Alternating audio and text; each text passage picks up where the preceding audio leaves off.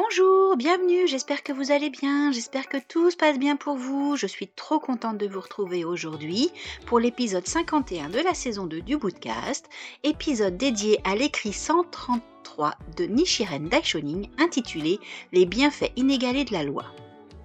En voici les points de repère. Écrite lors du 5e mois de la 2e année de Kohan, 1279, cette lettre est une réponse au don de pousses de bambou d'un disciple, un certain moine séculier Nishiyama, qui habitait le village de Nishiyama, situé dans le district du mont Fuji de la province de Suruga. Il semble que Nishiyama ait rendu occasionnellement visite à Nichiren au mont Minobu en apportant avec lui des cadeaux. On a retrouvé au total 6 lettres qui lui sont adressées, dont celle-ci, les bienfaits inégalés de la loi, les 3 maîtres des 3 corbeilles pris pour qu'il pleuve et les émissaires mongols. On pense généralement que Nishiyama était Ushi Tasaburo Taira no Yasukyo, l'intendant du village de Nishiyama, mais, selon une autre version, il s'agissait plutôt d'un membre de sa famille.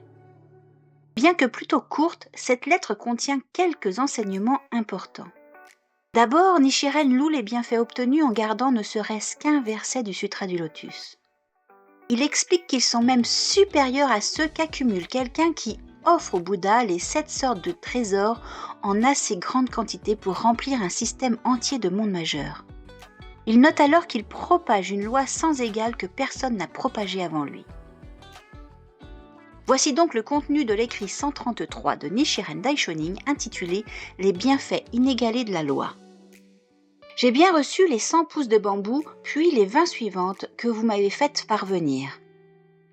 On lit dans le 7e volume du Sutra du Lotus de la Loi merveilleuse.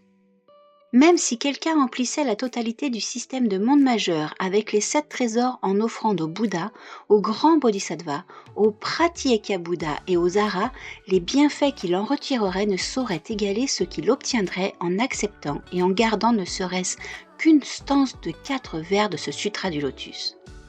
Cette dernière attitude est, de toutes, celle qui procure le plus grand nombre de bienfaits. Il est dit dans le 10e volume du commentaire textuel du Sutra du Lotus, « La déclaration selon laquelle offrir les 7 sortes de trésors aux 4 sortes de sages n'équivaut pas à garder un verset du Sutra du Lotus, indique que la loi est le maître de ces sages. Rien n'est supérieur à la loi lorsqu'il s'agit d'engendrer, de nourrir, d'amener à maturité et de conduire à la prospérité. C'est pourquoi la personne est insignifiante alors que la loi est suprême. » On trouve à ce sujet le commentaire suivant dans le 10e volume des annotations sur le commentaire textuel du Sutra du Lotus. C'est comme des parents qui protègent constamment leurs enfants à travers ces 4 fonctions. Aspirer à la voie grâce au pouvoir du Sutra du Lotus est naître. Suivre la loi du début à la fin est se nourrir. Récolter le fruit suprême de la bouddhéité est atteindre la maturité. Apparaître sous diverses formes en ce monde phénoménal pour le salut des autres est prospérer. Bien que ces 4 étapes soient différentes les unes des autres, elles se fondent toutes sur la loi.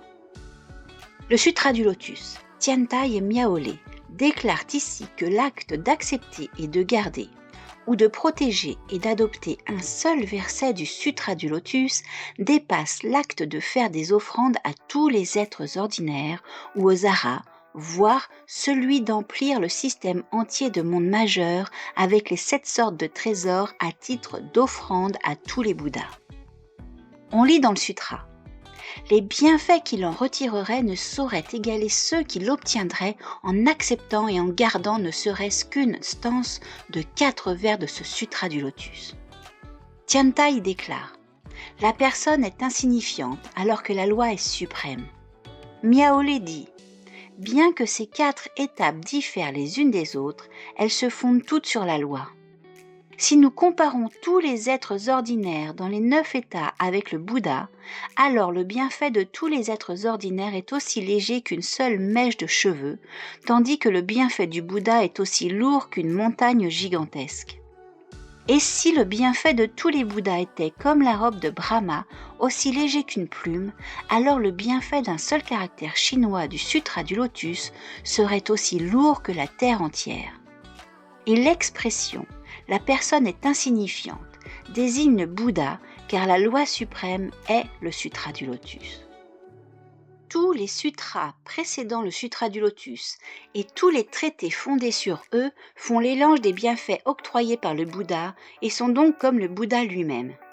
Le Sutra du Lotus exalte les bienfaits octroyés par le Sutra et il est donc comme le père et la mère du Bouddha. L'infériorité du Sutra de la guirlande de fleurs, du Sutra de Mahavairoshana et des autres sutras par rapport au Sutra du Lotus est aussi nette que la différence de poids entre une simple mèche de cheveux et une montagne gigantesque, ou entre une robe légère comme une plume et la terre. Si nous comparons un pratiquant du Sutra du Lotus de la condition la plus modeste avec les moines les plus éminents de l'école Kegon et de l'école Shingon, la supériorité du premier est pareille à celle de Chakra par comparaison avec un singe ou à celle d'un lion par comparaison avec un lièvre. Si un simple sujet se proclame roi, cela lui coûtera immanquablement la vie. Quand les pratiquants des autres sutras se prétendront supérieurs aux pratiquants du Sutra du Lotus, le pays courra certainement à sa perte et ces personnes tomberont probablement en enfer. Tant que l'on ne rencontre aucun ennemi, on est libre de parler et d'agir de façon aussi fallacieuse et insensée qu'on le veut. Par exemple, on dit que, avant l'apparition de Sadamori et Yoriyoshi, Masakado et Sadato pouvaient gouverner leur domaine et leurs épouses et leurs enfants vivaient en sécurité. À moins qu'une force contraire ne les en empêche, la rosée s'évapore dans le ciel et la pluie tombe sur la terre. Cependant, un vent fort peut renvoyer la pluie dans le ciel et le lever du soleil faire retomber la rosée sur terre. Avant l'apparition de Dengyo, les 6 écoles, et notamment l'école Kegon, étaient comme la rosée s'évaporant dans le ciel. Cela s'applique aussi à l'école Shingon. Vous devez donc comprendre que, lorsqu'un puissant ennemi apparaîtra et attaquera sévèrement cette école en se fondant sur le Sutra du Lotus, le grand patriarche du mont Hiei et les moines du Toji et de l'Omuro seront comme la rosée au lever du soleil. Dans les quelques 1200 années écoulées depuis la disparition du Bouddha, personne n'a encore pleinement expliqué et propagé le Sutra du Lotus exactement comme le Sutra l'enseigne. Cela ne signifie pas que Tiantai et Dengyo n'avaient pas compris la justesse du Sutra. Mais, puisque le moment approprié n'était pas encore venu et que la capacité des gens n'était pas adaptée, ils disparurent sans écrire tout ce qu'il y avait à dire à ce sujet. Ceux qui deviennent les disciples de Nichiren peuvent comprendre cela sans difficulté. Dans tout le continent du Jambudvipa, on n'a encore jamais vu jusqu'à présent un monastère ou une pagode qui ait présenté l'image du Bouddha Shakyamuni du chapitre Durée de la vie du Sutra du Lotus.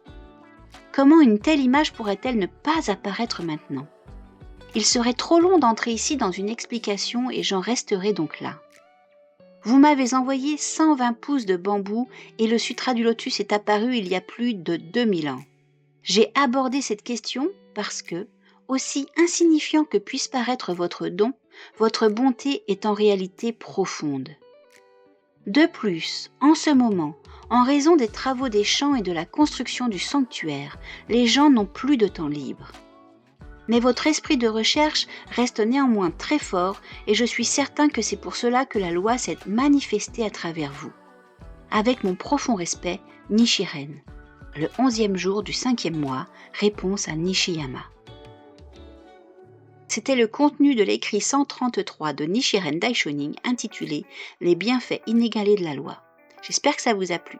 J'espère que vous reviendrez, j'espère que vous vous abonnerez, que ça vous a plu si c'est la première fois que vous nous écoutez. Merci à vous d'être là, merci à vous aussi d'être fidèles, de rester, de continuer. Donc abonnez-vous sur quelle que soit la plateforme sur laquelle vous nous suivez, Apple Podcast, Google Podcast, Deezer, Spotify, sur YouTube. Abonnez-vous, activez la cloche, likez. Mettez-nous un petit commentaire, ça nous encourage toujours. Je vous dis à très très vite et bonne journée!